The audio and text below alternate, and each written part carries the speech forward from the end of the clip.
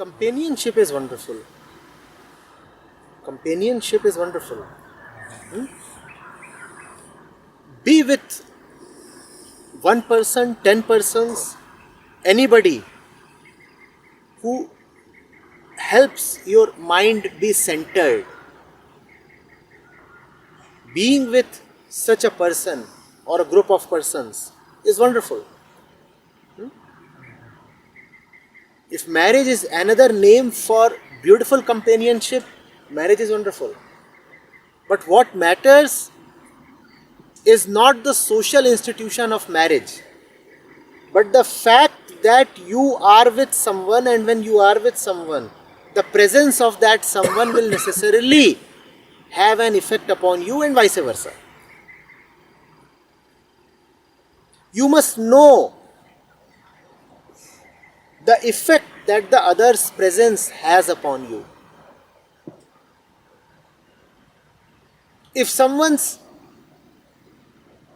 presence has a becalming effect on your mind, soothing effect on your mind, illuminating effect on your mind, liberating effect on your mind,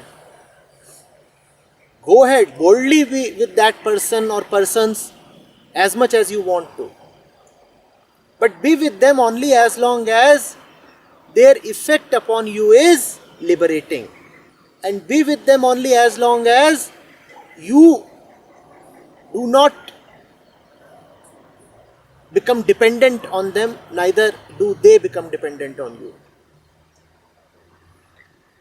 It has to be a mutually healthy relationship, not a relationship in which you enter because of sexuality or loneliness or social pressure.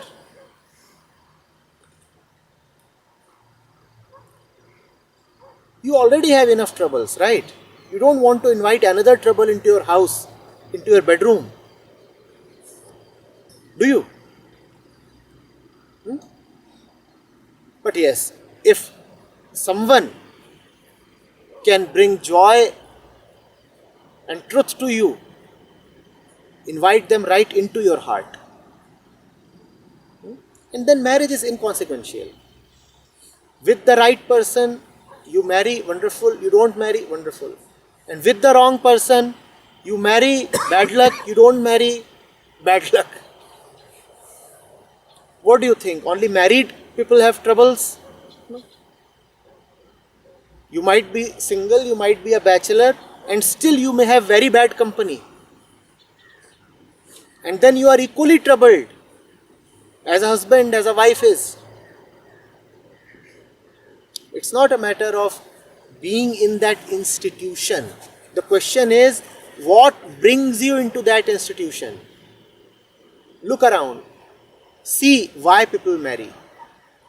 Do they marry because it's an affirmation of their divine love? Is that how it happens? Seriously? In our country, most people marry because that is sometimes the only way of getting some good sex. Good and assured sex. Otherwise, the fellow would either have to spend a lot of money or a lot of time, or both, and may then still return empty-handed.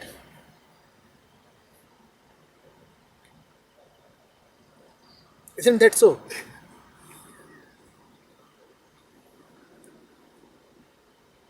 Now, if one marries for such a reason, or many other prevalent reasons, I will have someone to look after me when I get old. Mama needs someone to share her daily chores.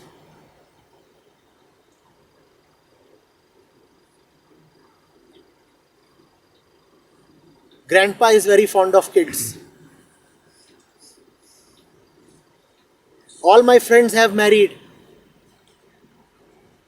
Now I have nobody to watch the movies with.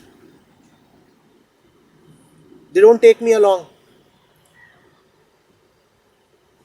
I'll feel like a left out if I'm a single. These days they don't allow me entry into nightclubs and pubs. Stag entry is expensive. If these are your reasons, you look at your mind, sort out your mind, and with a sorted mind, whatever you do would be right. There have been liberated ones who have married, and there have been liberated ones who haven't married. It doesn't matter. What matters is liberation. If you are sorted and liberated, go ahead, do whatever you want to. And if you aren't sorted and liberated, whatever you do would be wrong.